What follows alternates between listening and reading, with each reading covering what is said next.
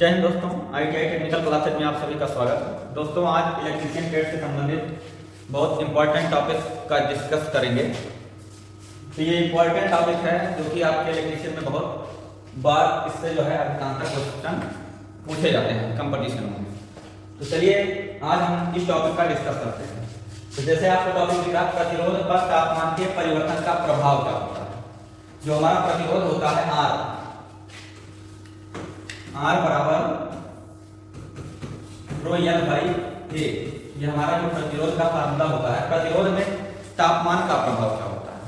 तो जैसे आपका दिख रहा है तापमान के परिवर्तन का प्रभाव, तो इसमें आप देख रहे हैं ये जो हमारा प्रतिरोध होता है, लंबाई एल अंतराल का क्षेत्रफल ए, विशिष्ट प्रतिरोध रो के अतिरिक्त चारों ओर वातावरण के तापमान पर भी निर्भर करता है। जैसे इस फार्मूले से आपको दिख रहा है विशिष्ट प्रतिरोध रो है, लंबाई एल है और हमारा क्षेत्रफल अंतराल का क्षेत्रफल ए है। इस पर तो निर्भर ही करता है, लेकिन इसके अतिरिक्त जो है हमारा क्या है, प्रतिरोध जो होता है वो वातावरण के तापमान पर भी निर्भर करता है। ठीक, अधिकांश धातु जो हमारे होते हैं उस पर तापमान का क्या प्रभाव पड़ता है। जैसे ही ताप वृद्धि करते हैं तो प्रतिरोध में भी हमारा वृद्धि हो जाता है। ठीक, ऐसे ही मिश्र धातु होता है। मिश्र धातु जैसे हमारा हो गया, इसमें क्या है कि जैसे ही आप तापमान को बढ़ाते हैं इसमें भी प्रतिरोध में क्या हो जाता है, वृद्धि हो जाता है। ठीक, जैसे अब देखिए मिश्र धातु और धातु में तुलना, जैसे क्या मिश्र धातु में आप ताप परिवर्तन करते हैं तो प्रतिरोध में परिवर्तन की दर जो होती है वो धातु में प्रतिरोध के परिवर्तन की दर से कम होता है। जैसे कि आप मिश्र धातु में जो है अगर आप तापमान परिवर्तन करते हैं और अधिकांशतः जो धातु है उसमें आप तापमान का परिवर्तन करते हैं, जितना ताप आप धातु में करते हैं उतना ताप परिवर्तन आप मिश्र धातु में अगर करते हैं तो धातु की अपेक्षा प्रतिरोध में परिवर्तन किसमें कम होगा, मिश्र धातु में। ठीक, कुछ मिश्र धातुएं ऐसी होती हैं जिसमें तापमान परिवर्तन का कोई प्रभाव नहीं पड़ता है, यानी कि तापमान परिवर्तन क्या होता है, नगण्य होता है। जो प्रतिरोध परिवर्तन क्या होगा तब उसमें नगण्य होगा। वो कौन सी धातुएं हैं, मैग्नीन और यूरेका। मैग्नीन यूरेका ऐसे मिश्र धातु है इस पर तापमान का कोई प्रभाव नहीं पड़ता है। ठीक, आगे देखते हैं।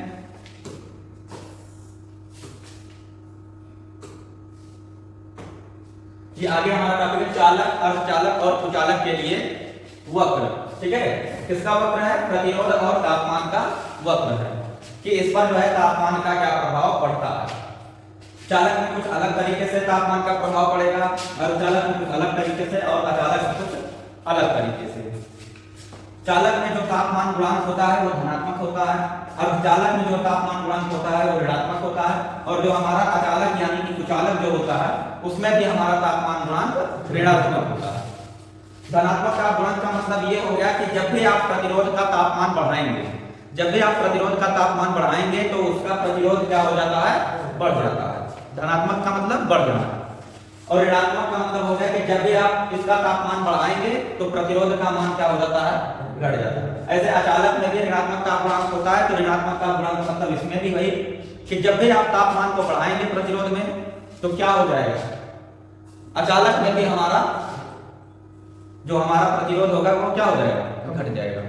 ठीक, अब देखिए इसमें हमारा धनात्मक का गुणांक है चालक है। इसमें क्या है, इस तरीके से हमने ग्राफ बनाया है कि तापमान जितना बढ़ा रहे हैं प्रतिरोध उतना बढ़ रहा है, यानी कि लगभग आप इसको समझ सकते हैं लीनियर, यानी समान रूप से रेखीय रूप से इसमें बढ़ रहा है। और इसमें आप देखिए अर्धचालक में तापमान का क्या प्रभाव पड़ता है। अर्धचालक में भी और चालक में भी देख रहे हैं ऋणात्मक तापमान होता है, लेकिन देखिए अर्धचालक में जो है कि थोड़ा सा तापमान बढ़ा रहे हैं लेकिन प्रतिरोध में परिवर्तन होने लगा। तो अर्धचालक और अचालक में बस इतना अंतर है कि अर्धचालक में थोड़ा सा भी तापमान बढ़ाएंगे तो प्रतिरोध में परिवर्तन होना शुरू हो जाएगा, लेकिन इसमें जो है तापमान ज्यादा परिवर्तन करेंगे तब हमारा जो है प्रतिरोध में परिवर्तन होना शुरू होता है। तो जैसे देखते हैं तापमान हमने इतना बढ़ाया तो प्रतिरोध में हमारा तुरंत परिवर्तन होना शुरू हो गया, इतना कम हो गया। यहाँ किए तो देखो इतना कम हो गया। ठीक, यहाँ किए थे इतना था, यहाँ किए तो इतना हो गया। ऐसे इसमें आप अचालक में देखिए तापमान में हमने मान लो इतना परिवर्तन किया तो प्रतिरोध में कोई परिवर्तन नहीं हुआ। फिर यहाँ किए तो यहाँ आप देख रहे हो इतना इतना मेरा कम हो गया प्रतिरोध। ठीक, ऐसे ही यहाँ किए टेम्परेचर इतना बढ़ा दिए और हमारा प्रतिरोध कितना हो गया, इतना हो गया, यानी इतना कम हो गया यहाँ से यहाँ तक। तो आप देख रहे हैं अचालक में ज्यादा तापमान बढ़ा रहे हैं तब हमारा प्रतिरोध कम हो रहा है। लेकिन अर्धचालक में थोड़ा सा भी तापमान बढ़ा रहे हैं तो प्रतिरोध जल्दी से कम हो रहा है। लेकिन दोनों में ऋणात्मक ताप गुणांक ही होता है, दोनों में यही कहेंगे कि यदि हम तापमान बढ़ाते हैं तो प्रतिरोध का मान घट जाता है। ठीक, आइए आगे देखते हैं। यहां देख रहे हैं टेम्परेचर कॉएफिशिएंट, धनात्मक ताप गुणांक यानी पॉजिटिव टेम्परेचर कॉएफिशिएंट, ऋणात्मक ताप गुणांक और नेगेटिव टेम्परेचर कॉएफिशिएंट। ठीक है, ये दोनों का ग्राफ है। ठीक, इसमें देख रहे हैं कि जब भी हम तापमान को बढ़ा रहे हैं तो प्रतिरोध क्या हो रहा है, बढ़ रहा है। यहाँ प्रतिरोध बढ़ा, यहाँ तापमान को बढ़ा दिए, यहाँ जो है हमारा R बढ़ रहा है। जितना इधर बढ़ा रहे हैं उतना हमारा इस डायरेक्शन में प्रतिरोध बढ़ रहा है। तो इसका मतलब ये हो गया कि धनात्मक ताप गुणांक है। ऐसे ही ऋणात्मक ताप गुणांक, ऋणात्मक ताप गुणांक किसका होता है, अर्धचालक और कुचालक का। तो इसमें देखो आप टेम्परेचर को बढ़ा रहे हैं, ठीक, टेम्परेचर को बढ़ा रहे हैं तो जैसे हमने टेम्परेचर बढ़ाया तो प्रतिरोध कितना प्राप्त हुआ। ठीक, टेम्परेचर को इतना बढ़ाया, देखो रेजिस्टेंस क्या हो रहा है, कम हो रहा है। टेम्परेचर हमने इतना बढ़ा दिया, इतना बढ़ाया था तो हमारा रेजिस्टेंस कितना था, टेम्परेचर को हमने यहाँ इतना बढ़ा दिया, प्रतिरोध हमारा इतना हो जाएगा। यानी कि टेम्परेचर बढ़ रहा है तो प्रतिरोध घट रहा है। ये प्रतिक्रिया किसमें होता है, अर्धचालक और कुचालक में। चलिए आगे देखते हैं।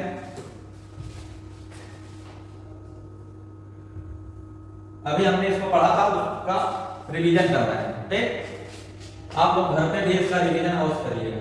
चलिए देखते हैं, ये हमारा है तापमान गुणांक। क्या है, ताप गुणांक, टेम्परेचर कॉएफिशिएंट। ठीक है, लेकिन क्या कहेंगे, टेम्परेचर कॉएफिशिएंट। ठीक, इसमें इसकी परिभाषा क्या है, किसी चालक के तापमान में 1 डिग्री सेंटीग्रेड की वृद्धि करें तो उसके प्रतिरोध में होने वाला परिवर्तन क्या कहलाता है, उस चालक का ताप गुणांक कहलाता है। क्या कहलाता है, उस चालक का तापमान गुणांक कहलाता है। जैसे एक होता है अधिक ताप गुणांक। अधिक ताप गुणांक का मतलब है तापमान में कम परिवर्तन करें तो प्रतिरोध में अधिक परिवर्तन हो जाए।